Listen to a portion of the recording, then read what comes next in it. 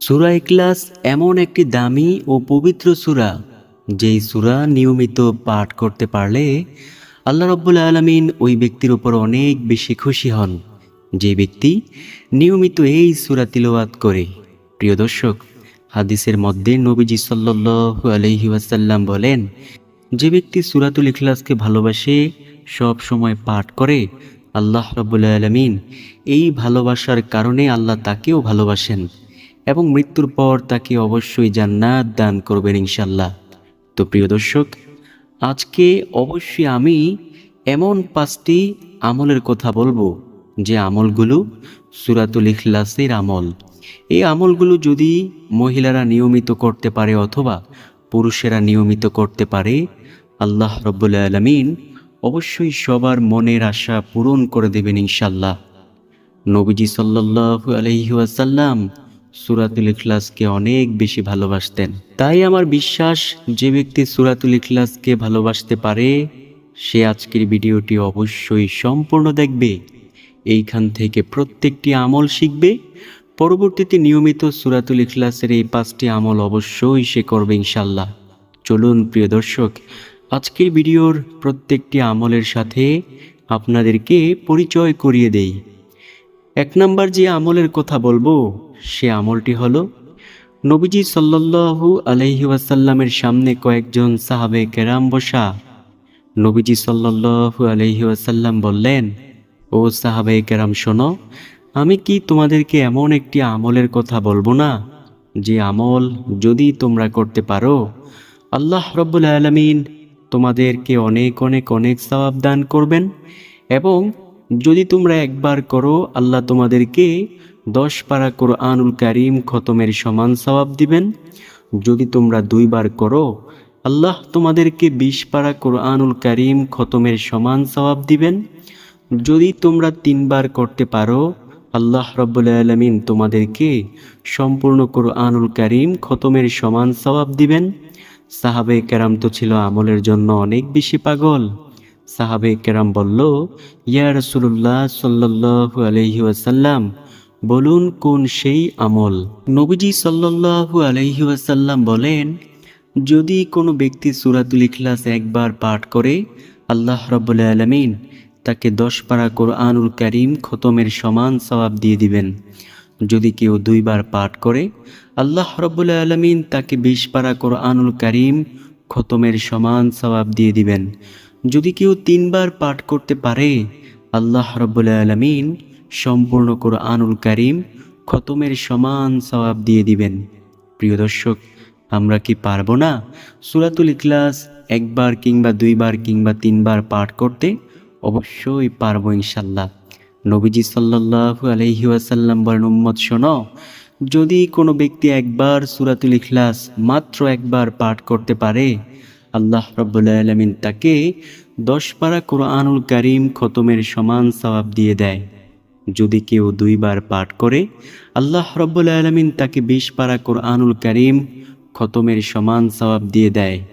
যদি কেউ 3 বার পাঠ করে, আল্লাহ রাব্বুল আলামিন তাকে সম্পূর্ণ কোরআনুল কারীম খতমের সমান সওয়াব দিয়ে দেয়।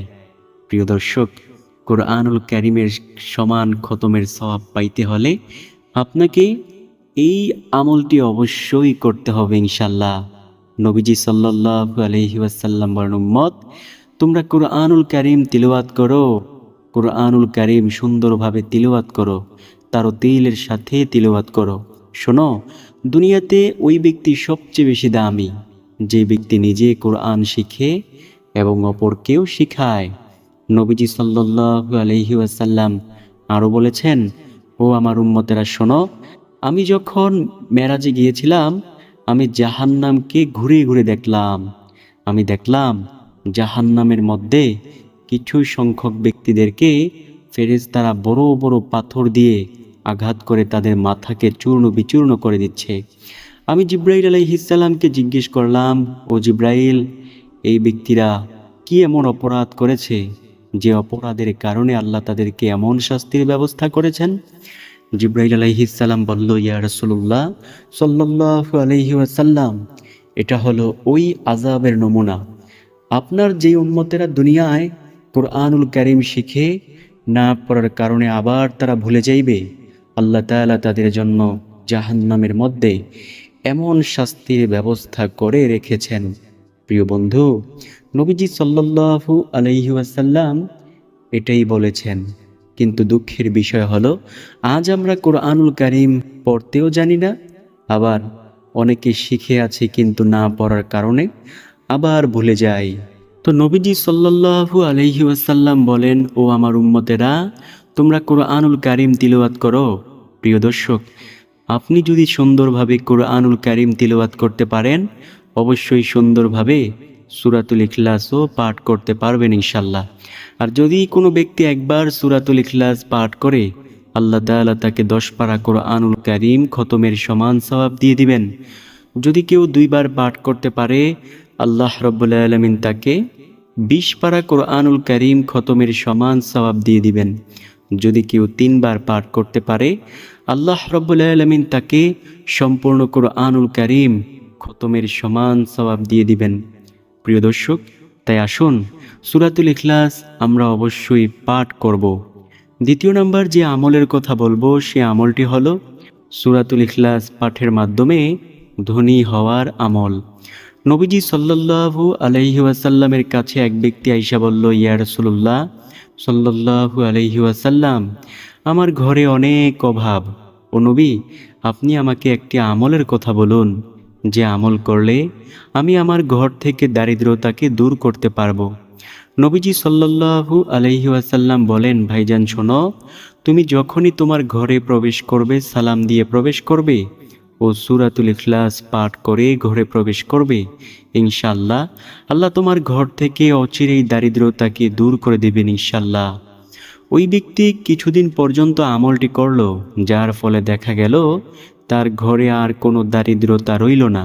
তো প্রিয় দর্শক, আমরা যারা দারিদ্রতার মধ্যে ভুগছি, তারা যদি এই আমলটি করি, অর্থাৎ যখনই ঘরে প্রবেশ করব সালাম দিয়ে প্রবেশ করব ও সূরাতুল ইখলাস পাঠ করে ঘরে প্রবেশ করব, ইনশাআল্লাহ তাআলা আল্লাহ ঘর থেকে অবশ্যই দারিদ্রতাকে দূর করে দেবেন ইনশাআল্লাহ।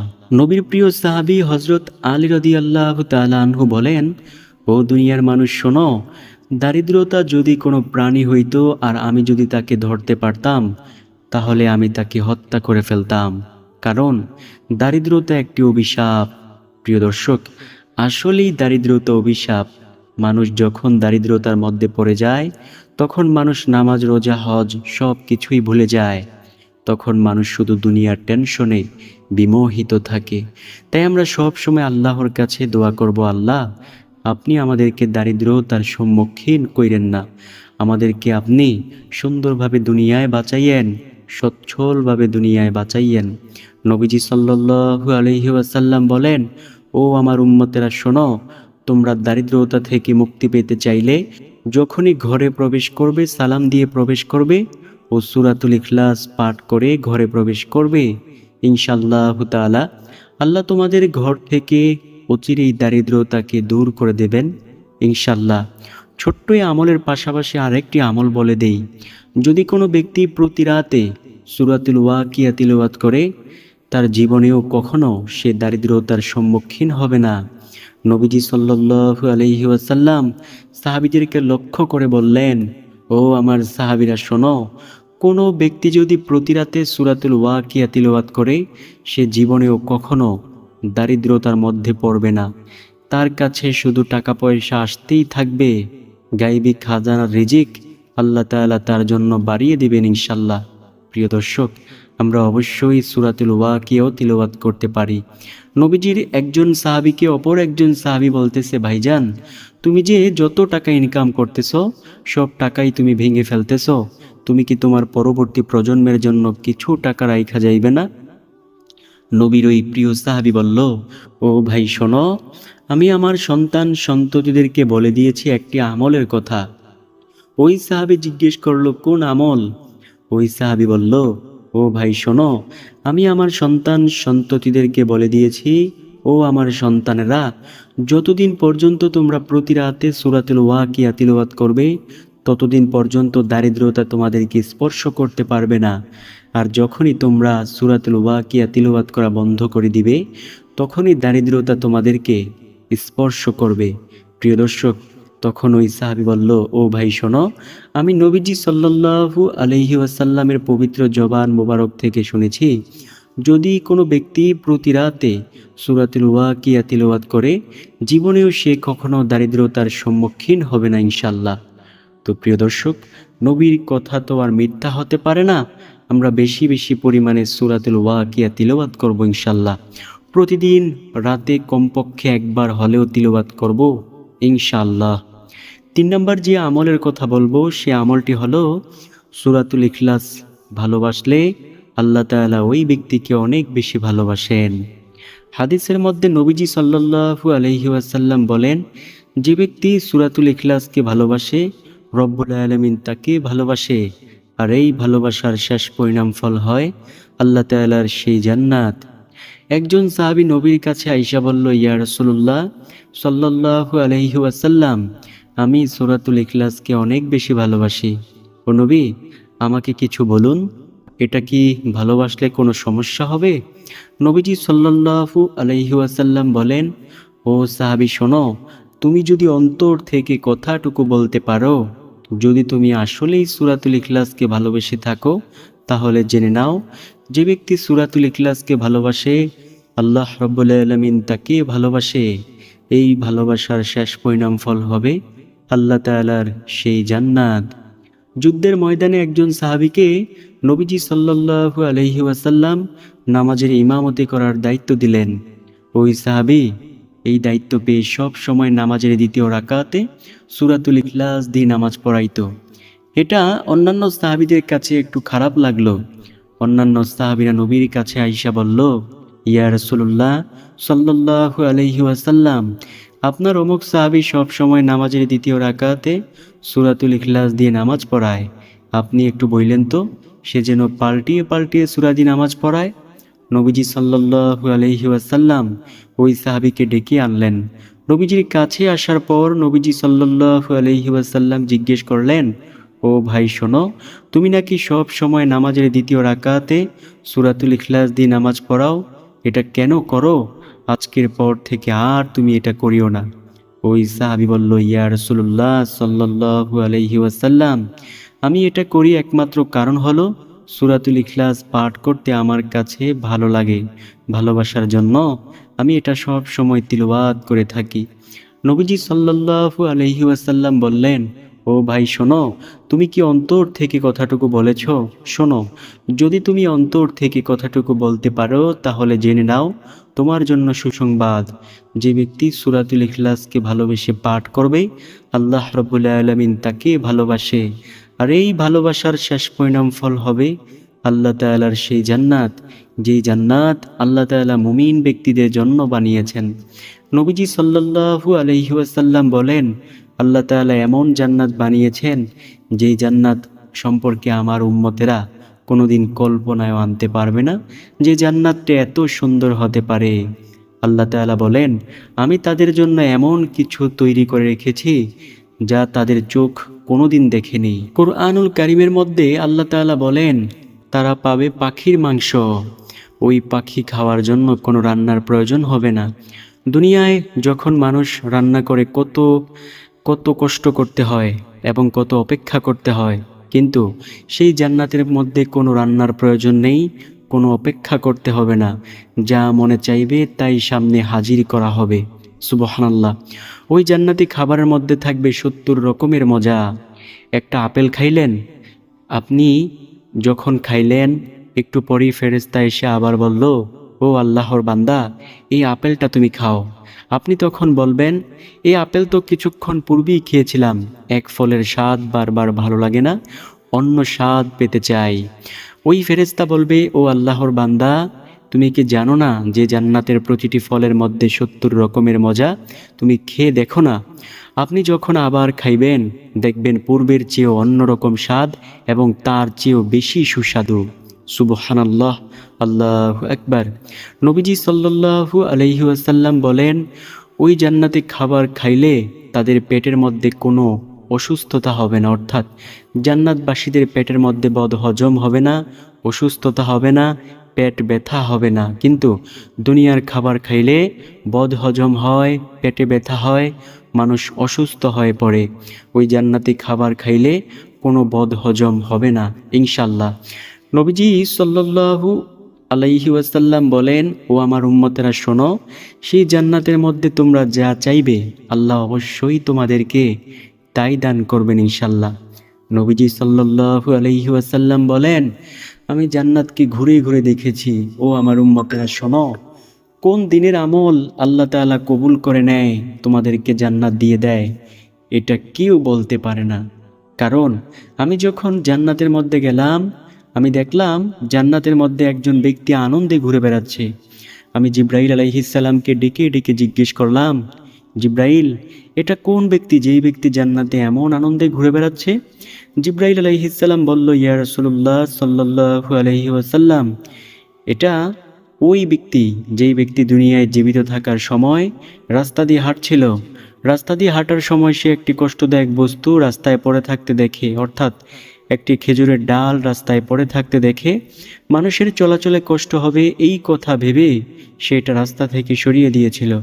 আল্লাহ তাআলা যেহেতু বান্দাবান্দিকে অনেক বেশি ভালোবাসেন, আল্লাহ ছোট্ট এই আমলের কারণে তাকে জান্নাতে এমন মর্যাদা দিয়েছেন। তো প্রিয় দর্শক, আমল ছোট বলে ছেড়ে দেওয়া যাবে না।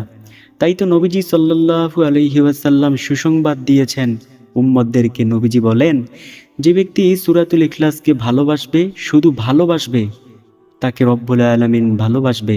আর এই ভালোবাসার শেষ পরিণাম ফল হবে আল্লাহ তাআলার সেই জান্নাত, যেই জান্নাত আল্লাহ মুমিন বান্দা ও বান্দীদের জন্য বানিয়েছেন। সুবহানাল্লাহ, আল্লাহু আকবার। 4 নম্বর যেই আমলের কথা বলবো, সে আমলটিও দামি একটি আমল। যদি কোনো ব্যক্তি সূরাতুল ইখলাস ওযুর পর 200 বার পাঠ করতে পারে, আল্লাহ রাব্বুল আলামিন তাকে বিশেষ কয়েকটি পুরস্কার দান করবেন। তো প্রিয় দর্শক, যদি কোনো ব্যক্তি ওযুর পর সূরাতুল ইখলাস 200 বার পাঠ করে, আল্লাহ তাআলা তাকে বিশেষ কয়েকটি পুরস্কার দান করবেন ইনশাল্লাহ। তো চলুন আমরা জেনে নেই কোন সেই পুরস্কারগুলো আল্লাহ তাআলা আমাদেরকে দান করবেন। 1 নম্বর পুরস্কার হলো, আল্লাহ রাব্বুল আলামিন 2000 রাকাত নফল নামাজ আদায়ের সমান সওয়াব দিবেন। প্রিয় দর্শক, কি বললাম? 2000 রাকাত নফল নামাজ আদায়ের সমান সওয়াব দিবেন। প্রিয় দর্শক, নফল নামাজের অনেক অনেক অনেক বেশি গুরুত্ব। নফল নামাজ পড়তে পড়তে মানুষ আল্লাহওয়ালা হয়ে যায়। নফল ইবাদতের অনেক বেশি দাম। হাসরের মাঠে যখন আল্লাহ তাআলা বান্দাবান্দির ফরজ ইবাদত মিজানের পাল্লায় তুলবেন, তো যদি দেখেন যে ঘাটতি আছে, আল্লাহ তখন ফেরেশতাদেরকে বলবেন, ও আমার ফেরেশতারা, আমার বান্দাবান্দির আমলনামায় দেখো তো নফল ইবাদত আছে কিনা। যদি নফল ইবাদত থেকে থাকে, সেগুলোকে আজকে ফরজের সমতুল্য করে ওজনে মাপ দিয়ে দাও। সুবহানাল্লাহ, নফল ইবাদতের অনেক অনেক অনেক বেশি দাম। নফল ইবাদত ছোট্ট ইবাদত, কিন্তু দাম অনেক বেশি। ওই যে বললাম, নবীজি সাল্লাল্লাহু আলাইহি ওয়াসাল্লাম বলেন, ছোট্ট আমলগুলোকে ছোট্ট বলে ছেড়ে দিও না, কারণ কোন দিনের আমল আল্লাহ তাআলা কবুল করে নেয় এটা কেউ বলতে পারে না। নবী যখন মেরাজে গেলেন, তিনি জান্নাতের মধ্যে কার যেন পায়ে হাঁটার আওয়াজ পাচ্ছেন। জিব্রাইল আলাইহিস সালামকে বললেন, ও জিব্রাইল, জান্নাতের মধ্যে কে এমন ঠক ঠক করে হাঁটে? জিব্রাইল বলল, ইয়া রাসূলুল্লাহ, এটা হলো আপনার প্রিয় সাহাবী বেলাল রাদিয়াল্লাহু তাআলা আনহু। নবীজি আশ্চর্য হয়ে গেলেন, কি বেলাল? বেলাল কি এমন আমল করে যে আমলের কারণে আল্লাহ তাকে এমন মর্যাদা দিলেন? দুনিয়ায় আয়েশা বেলাল রাদিয়াল্লাহু তাআলা আনহুকে ডেকে ডেকে বললেন, ও বেলাল, তুমি কি এমন আমল করো যে আমলের কারণে আল্লাহ তোমাকে এমন মর্যাদা দিলেন? আমি জান্নাতের মধ্যে তোমার পায়ে হাঁটার আওয়াজ পেয়েছি। বেলাল রাদিয়াল্লাহু তাআলা আনহু বলল, ইয়া রাসূলুল্লাহ, আমার এমন কোনো আমল নেই, তবে আমি যখনই ওযু করে মসজিদে যাই, সাথে সাথে 2 রাকাত তাহিয়াতুল ওযু সালাত আদায় করি। নবীজি বললেন, ও বেলাল, আল্লাহ এই ছোট্ট আমলের কারণে হয়তোবা তোমাকে এমন মর্যাদা দান করেছেন। প্রিয় দর্শক, বুঝতে পেরেছেন নফল ইবাদতের কত বেশি দাম? 2 নম্বর যে পুরস্কার আল্লাহ দান করবেন, আল্লাহ তাআলা আপনাকে রিজিক দেওয়ার জন্য 300টি রিজিকের দরজা আল্লাহ খুলে দিবেন। 300টি রহমতের দরজা আল্লাহ খুলে দিবেন। তখন আপনার উপর শুধু রহমত আসতেই থাকবে। এবং 300টি গুস্সার দরজা আল্লাহ বন্ধ করে দিবেন, 300টি রাগের দরজা আল্লাহ বন্ধ করে দিবেন। জান্নাতের মধ্যে 70টি মহল দান করবেন, প্রত্যেকটি মহলে থাকবে 70,000 দরজা। প্রিয় দর্শক, এইবার বুঝুন সেই জান্নাত কত সুবিশাল হবে। নবীজি সাল্লাল্লাহু আলাইহি ওয়াসাল্লাম বলেন, আমার যে উম্মতকে আল্লাহ তাআলা সর্বশেষ জান্নাতি করবে, তাকে আল্লাহ যেই জান্নাতটা দান করবে, সেই জান্নাতের আয়তন বা পরিধি হবে এই দুনিয়ার মতো এমন 10টা দুনিয়ার সমান। সুবহানাল্লাহ, আল্লাহু আকবার। প্রিয় দর্শক, বুঝতে পেরেছেন ওই জান্নাত কত সুবিশাল হবে?